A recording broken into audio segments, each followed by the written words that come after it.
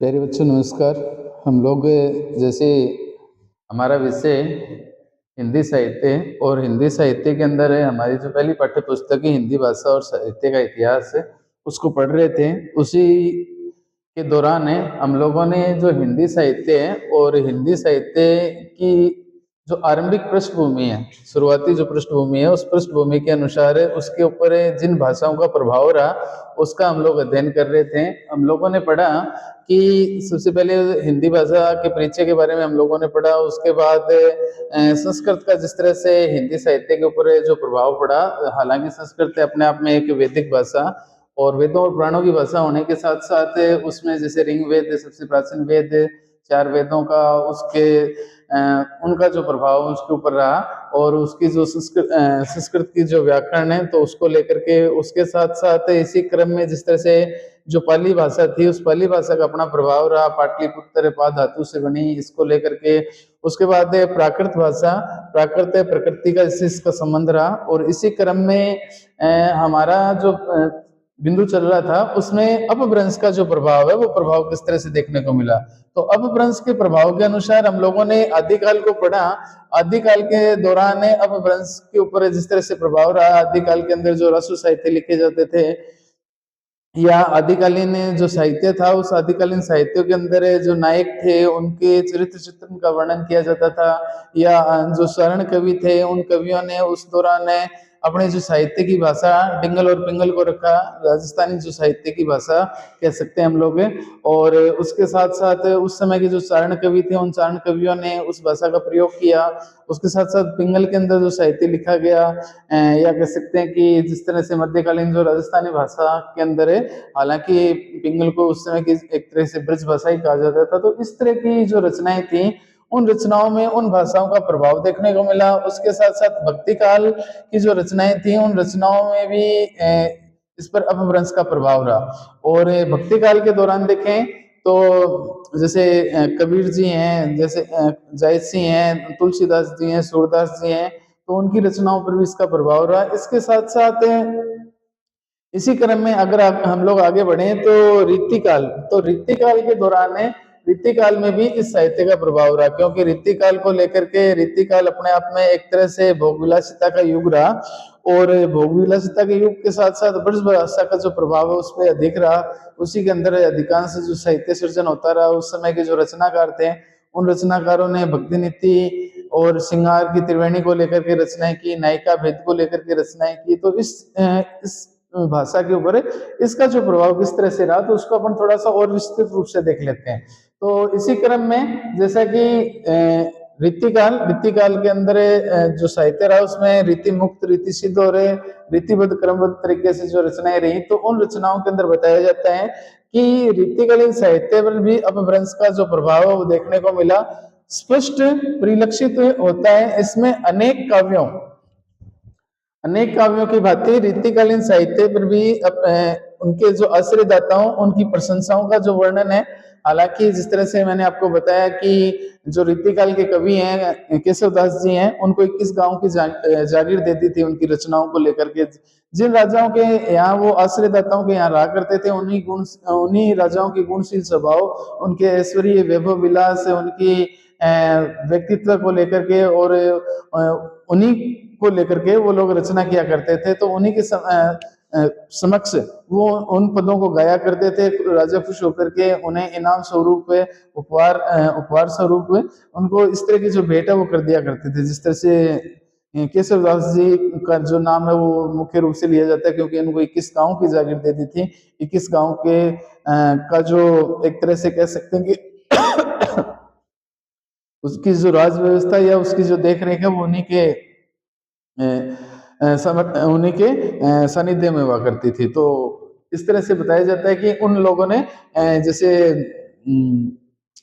जो रीतिकाल के रचनाकार हैं बिहारी जी, उनको भी उनके दोहों की खातिर, क्योंकि प्राचीन समय में भी हालांकि जो दोहे वगैरह लिखे जाते थे, जिस तरह आदिकालीन रचना ढोला मारूरा दुहा, तो इसी तरह से बिहारी सतसई के अंदर भी जो दोहा अर्थात है अपने आप में एक छोटा सा छंद है और उसका भी हम लोग जिक्र करेंगे आज।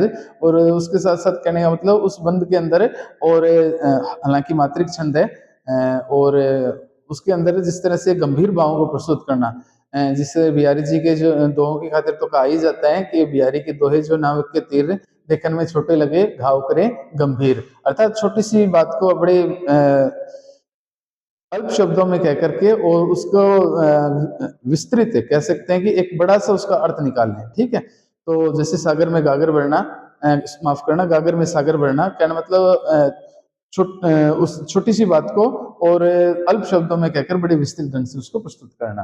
तो इसी तरह की जो बात है, तो इसमें वो कहते हैं कि अपने आश्रयदाताओं की जो प्रशंसा है उसका जो वर्णन है वो देखने को मिलता था। अभी आपको बताया कि श्रृंगार वर्णन को लेकर के, नायिका भेद को लेकर के, और हालांकि षट ऋतु, हमारी जो ऋतुएं हैं उन 6 ऋतुओं का जो वर्णन है और 12 मासा का जो वर्णन है वो क्या है कि ऋतुकालीन साहित्य के अंदर अपभ्रंश के प्रभाव में देखने को मिला। तो ये सारी की सारी जो चीजें थी वो हिंदी साहित्य की जो आरंभिक पृष्ठभूमि थी, उस पृष्ठभूमि के प्रभाव के अंदर इन चीजों को भाव देखने को मिला। ये चीजें तो ये मान के चलो कि इसके भाव पक्ष को लेकर के थी। जिस तरह से हमारे साहित्य के अंदर है, 2 पक्ष रहते हैं, एक जो पद है उस पद का भाव पक्ष रहता है और दूसरा उसका कला पक्ष रहता है। तो भाव पक्ष और कला पक्ष से आज से ये है कि उसका ये जो भावार्थ निकले, और कला पक्ष का मतलब है कि उसके जो उस रचना के दौरान है उसने उस जो व्याकरण का प्रयोग किया, उस व्याकरण के प्रयोग के अनुसार जिस तरह से उन उस पद के अंदर ये मान के चलो कि आपने किस तरह के शब्दों का चयन किया, उसके साथ साथ उस शब्दों के चयन के साथ है हम लोग ये कह सकते हैं कि उस पद के अंदर उन्होंने कैसी भाषा का प्रयोग किया, वो भाषा सरल सुगम या जटिल थी या किस कैसी थी, वो आम पाठक के समझ में आई या नहीं आई, उसको लेकर के।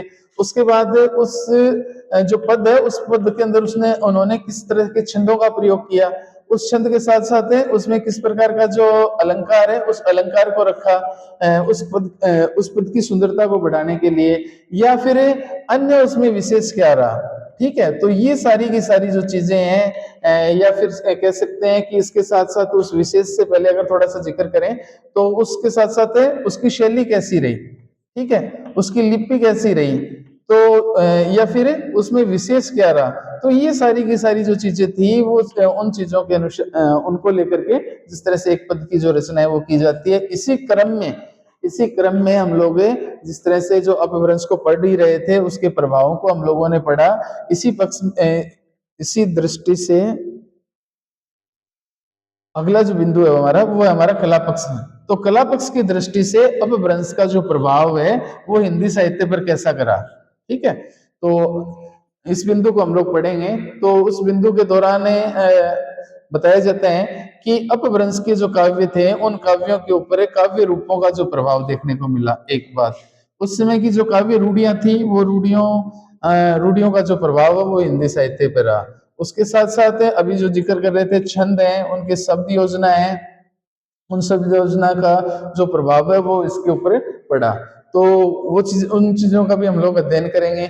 और उसके साथ साथ ये बताया जाता है कि जिस तरह से अगर हम लोग काव्य रूपों का जिक्र करें सबसे पहले, तो काव्य रूपों के अंतर्गत जिस तरह से कह सकते हैं कि भक्ति काल के दौरान जिस तरह से रामचरितमानस लिखा गया, तो रामचरितमानस कहने का मतलब भगवान जी के, राम जी के आदर्शों को लेकर के, उनके चरित्र चित्रण को लेकर के, उनके व्यक्तित्व को लेकर के, उनके गुणशील स्वभाव को लेकर के, उनके माफ करना, उनके शौर्य और पराक्रम को लेकर के, उनके ऐश्वर्य को लेकर के। तो ये सारी की सारी जो चीजें थी वो क्या है कि इसमें अपभ्रंश का जो काव्य रूप है उस काव्य रूप में देखने को मिलती हैं। इसके साथ साथ एक नाम और आता है वीर सिंह देव चरित्र, उनको लेकर के जिस तरह से रीतिकाल की एक रचना है सुजान चरित्र, सुजान चरित्र, अर्थात जो रीतिकाल के कह सकते हैं कि प्रेम के पीर के कवि गणानंद जी हैं, तो उन्होंने क्या है कि उनके चरित्र को लेकर के इन रचनाओं की चर्चा की। तो यहाँ कला पक्ष की दृष्टि से देखें तो कला पक्ष की दृष्टि से देखने से हमें पता चलता है कि रामचरितमानस है और रामचरितमानस के साथ वीर सिंह देव चरित्र और उसके साथ साथ सुजान चरित्र आदि जो ग्रंथों की जो रचना है वो अपभ्रंश के अंतर्गत हुई या काव्य रूपों के अंदर हुई। हालांकि हम लोगों ने इनके बारे में पहले भी पढ़ा। उसके साथ साथ वो कहते हैं कि आदि काल के अंदर अनेक राष्ट्र काव्यों की रचना की गई। राष्ट्र काव्य की रचना हम लोग जैसे पढ़ ही रहे थे, उन राष्ट्र काव्यों का निर्माण हुआ। कोई भी आदिकालीन शासक है उन शासक के नाम के साथ है और उन उनका नाम जोड़ दिया जाता था, और रासो साहित्य अर्थात प्राचीन जो रचनाएं, उन रचनाओं के अंदर जैसे बताया गया है कि जिस तरह से हमीर रासो है, हमीर देव रासो है, ये रणथंभौर के शासक हुए, अलाउद्दीन के साथ इनका युद्ध वगैरह हुआ। उसके साथ साथ इनके दो सामंत जिन्होंने मतलब ये कह सकते हैं कि इनका जो भेद बता दिया, उस भेद को चलते और उन्होंने अलाउद्दीन को इस तरह से कह सकते हैं कि पराजय किया। एक मिनट के लिए। हम्म हम्म हम्म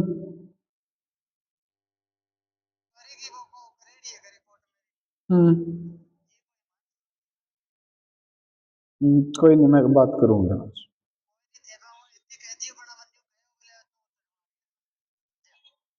हाँ, थोड़ी देर।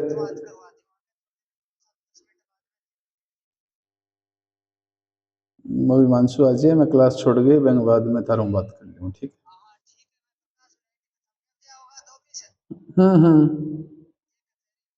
ठीक।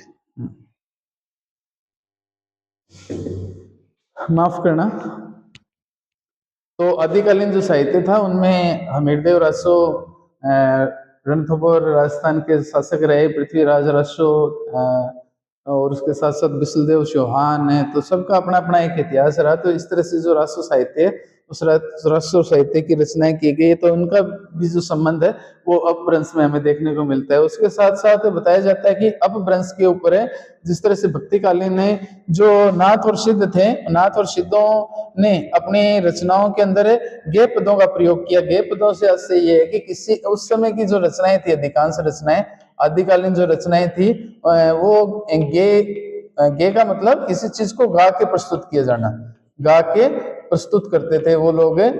जिस तरह से हम लोग कह सकते हैं कि आदिकाल के अंदर जो चारण कवि हुआ करते थे, और या उनको भाट कहें हम लोग, तो वो लोग क्या है कि जिस तरह से हमारे पूर्वजों का बखान करते हैं या किसी छंद को या किसी बंद को पढ़ते हैं, और वो क्या है कि गा के प्रस्तुत करते थे। जिस तरह से हम चाहे बाबू जी की फड़ ले लें, रामदेव जी का जुम्मा ले लें, तो इस तरह से जो भक्ति से जुड़ी हुई जो बातें थी या भक्ति से जुड़े हुए जो पद थे, उन पदों को गा के प्रस्तुत किया जाता था। या किसी की यहाँ तक कहें कि आदिकाल की जो वीर गाथा थी किसी वीर शिरोमणि हमारे महाराज महाराणा प्रताप जी, या कहें कि अन्य कोई वीर पुरुष थे, उसकी भी जीवनी है, उस जीवनी को वो क्या है कि गा के प्रस्तुत किया करते थे। तो इस तरह से कहा जाता है कि जो सिद्ध और नाथ थे, उन नाथों के जो पद थे, उन पदों पर गे पदों के समान, गे पदों के रूप में वो प्रस्तुत किया करते थे। इसी अनुसार जिस तरह से भक्ति काल के अंदर बताया गया कि कबीर जी हैं, तुलसीदास जी हैं, सूरदास जी हैं, आदि कवियों ने भी गे पदों के अंदर उल्टवासी अर्थात कबीर जी द्वारा बताए गए जो साखी शब्द विजय को रेमाणी है, उन रेमाणी के अंदर उल्टवासी भी एक शब्द है, अपने आप में ईश्वर की आराधना को लेकर के, लौकिक वर्मा की आराधना को लेकर के। तो इस तरह के जो पद थे, उन पदों गे पदों के अंदर उनको वो लोग गा के प्रस्तुत किया करते थे। अब बताया जाता है कि उनमें इतना ही नहीं बल्कि इनके समान ही मंगलाचरण अर्थात कुछ जो मंगल आरतियां हम लोग कह सकते हैं कि जिस तरह से आप लोग या हम सब आज वर्तमान जो हिंदी को भी पढ़ते हैं, हम लोग तो वर्तमान हिंदी के अंदर मंगलाचरण अर्थात हम लोग हमारे जो देवी देवता हैं या हमारे जो आराध्य हैं, उन आराध्यों की जो आरती है, उन आरतियों को हम लोग एक तरह से गा के प्रस्तुत करते हैं, ना कि हमें उसे एक जैसे कि गद्य काव्य की तरह, निबंध की तरह हम लोग पढ़ते हैं। हालांकि उसको क्या है कि हम पद की तरह एक तरह से गा के प्रस्तुत करते हैं। तो यहाँ बताया कि अपभ्रंश के अंदर और मंगलाचरण किसी सज्जन व्यक्ति की प्रशंसा को लेकर के, जिस तरह से कोई अमुख व्यक्ति और उसके जो साहस शौर्य को लेकर के कह सकते हैं। और ज्यादा सबसे बड़ा उदाहरण देखें तो हम भगवान रामचरित्र जी के राम जी का जो चरित्र है, उस चरित्र का वर्णन करें तो उनकी एक तरह से प्रशंसा, ठीक है, उनके आदर्शों की प्रशंसा या दुर्जनों की निंदा। कोई ऐसा कह सकते हैं कि निंदनीय पुरुष है जिसने ऐसा कुछ कह सकते हैं कि कुछ ऐसा कार्य किया जिसकी प्रशंसा न करके उसकी जो निंदा की जाए। जैसे महाभारत के दौरान दुर्योधन या दुशासन है जिन्होंने जो चिरहरण वगैरह किया या छल नीति कह सकते हैं अपने ही भाइयों को लेकर के। तो एक तरह से तो इस तरह की जो प्रशंसा इस तरह की जो रचनाएं थी वो इसके अंतर्गत आती हैं। आत्म विनय और आत्म विनय की जो बात है उसका भी वर्णन है वो उनमें देखने को मिलता है। उसके साथ साथ बताया गया है कि अपभ्रंश के अंदर इनका जो प्रभाव है वो देखने को मिला है। अब जो अगला बिंदु है उस अगले बिंदु के अनुसार वो कहते हैं कि इसमें छंद का भी प्रभाव रहा। छंद अपने आप में बंद देखा जाए तो छंद एक तरह से कह सकते हैं कि मात्रिक और वर्णिक है, जिससे उन उनके अंदर उन शब्दों को उन शब्दों की गणना की जाती है और उसके साथ साथ उसमें लघु और गुरु मात्राएं होती हैं। उनका अपना विशेष महत्व है साहित्य के अंदर। साहित्य के अंदर ही कहें कि भाव पक्ष के अंदर इनका एक विशेष महत्व है। जैसे इनकी खातिर बताया जाता है कि अपभ्रंश काव्यों में अनेक मात्रिक छंदों का प्रयोग किया गया है। अब मात्रिक छंदों का वर्णन करें तो मात्रिक छंदों के अंदर सबसे पहले हम जिक्र करें तो जिस तरह से दो पंक्ति दोहा, ठीक है, उसमें जैसे अलग अलग चरण, प्रथम चरण के अंदर 13 मात्रा, द्वितीय चरण के अंदर 11 मात्रा, फिर तृतीय के अंदर 13, फिर चौथे के अंदर 11। तो इस तरह से 11-13 जो मात्राएं हो, ठीक है, तो वो अपने आप में क्या है कि दोहा कहलाता है। और सबसे बड़ा उदाहरण लें तो जिस तरह से हमारे हिंदू धर्म के अंदर है, हम लोग हनुमान चालीसा पढ़ते हैं, तो हनुमान चालीसा के ऊपर की शुरुआती जो दो पंक्तियां हैं, श्री गुरु चरण सरोज रज निज मन मुकुर सुधारे वर्ण रघुवर विमल जशो जो दायक फल चारी। तो ये भी अपने आप में क्या है कि दोहा का रूप है। उसके साथ साथ दोहा के बारे में हम लोग पढ़ेंगे, लेकिन उसके साथ साथ बताया गया कि जिस तरह से दोहा में ही एक उदाहरण है और दोहा में उदाहरण के साथ साथ बताया गया कि जैसे मेरी भव बाधा हरो राधा नागरी सोई, मेरी भव बाधा हरो, तो यहाँ एक चरण आ गया। राधा नागरी सोई, यहाँ द्वितीय चरण आ गया। जातन की झाई परे, ये तीसरा चरण आ गया। श्यामो हरित दूती होई, ये चौथा चरण आ गया। तो इन चारों चरणों के अंदर और अलग अलग मात्राओं की जो गणना है वो की जाती है, जिसमें जैसे लघु और गुरु जब हम लोग छंदों को पढ़ेंगे तो उनकी और अच्छे से हम लोग अध्ययन करेंगे। और उसके साथ साथ है,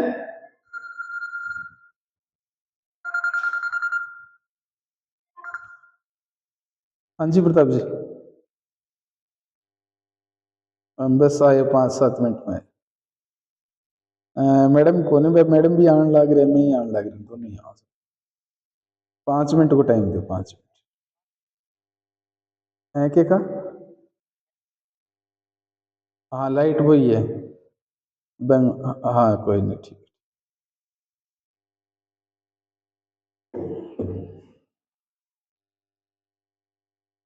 माफ करना। और उसके बाद जैसे माली आवत देखी के कलियां करे पुकार, फूले फूले चुने लिए काले ही हमारी बार। अर्थात उसमें भी क्या है कि अपने आप में एक दोहा छंद है। तो दोहा छंद की अपनी विशेषता, जिस तरह से मैंने आप लोगों को बताया कि प्रथम द्वितीय तृतीय और चतुर्थ है, तो 13-11 कहने मतलब प्रत्येक चरण के अंदर और अलग अलग मात्राओं की जो गणना है वो की जाती है। हम लोग जिस तरह से जब छंद को पढ़ेंगे तो छंद को पढ़ने के साथ साथ उसके ये कह सकते हैं कि उसका एक अपना एक सूत्र है, ये मात्रा राजस्थान बानस लगा, तो अपने गण होंगे, अपनी ले, अपनी गति, कहाँ विराम होगा, कहाँ ठहराव होगा, तो इन सब चीजों को हम लोग अध्ययन करेंगे। तो उसी क्रम में वो कहते हैं कि हिंदी में मात्रिक छंदों का प्रयोग देखने को मिलता है। उसके साथ साथ जो सिद्ध और जो जैन आचार्य थे, उन जैन आचार्यों के जो उपदेश हैं, उनके गीत हैं, उनकी दोहा शैली है, दोहा का हम लोग जिक्र कर ही रहे हैं, तो इन शैलियों का भी प्रयोग है वो हमारा जो कला पक्ष के अंतर्गत देखने को मिलता है। उसके साथ साथ बताया जाता है कि काव्य रूढ़ियों के अंदर जो भाव पक्ष के अंदर देखें तो अपभ्रंश काव्य के अंदर अनेक जो प्राचीन रूढ़ियां हैं वो देखने को मिलती हैं, उनका जो प्रयोग है वो देखने को मिलता है। और उसके साथ साथ जो दोनों भाषाएं हैं, उन दोनों भाषाओं के अंदर प्रबंध काव्य के प्रारंभ में समानता मिलती है। और उसके साथ साथ वो कहते हैं कि काव्यों कथात्मक प्रतीकों का भी प्रयोग है उसमें समान रूप से देखने को मिलता है। तो कहने का मतलब ये था कि ये जो हिंदी साहित्य की जो अपभ्रंश या आरंभिक पृष्ठभूमि है, उस आरंभिक पृष्ठभूमि के अंदर अपभ्रंश का जो प्रभाव है वो विशेष रूप से रहा, और विशेष रूप से रहने के साथ साथ इसके अंदर इसका जो कला पक्ष है, तो कला पक्ष के अंदर इसमें इसके जो पद आ गए, शब्दों का चयन आ गया, भाषा आ गई, छंद आ गए, अलंकार शैली और लिपि विशेषता के बारे में हम लोग जो है कल और विशेष जानकारी अध्ययन कर लेंगे। उसके साथ साथ इसमें जो डिंगल भाषा राजस्थानी साहित्य से मिश्रित जो चारण कवि इसमें प्रयोग में लिया करते थे, और पिंगल जो मध्यकालीन राजस्थानी भाषा उसके अंदर लौकिक जो प्रेम गाथा है उनका जो वर्णन है वो देखने को मिलता है। तो ये जो है इसकी पृष्ठभूमि पर प्रभाव रखती थी, तो ये इसके अंदर सम्मिलित थी। बाकी का जो है हम लोग कल कर लेंगे।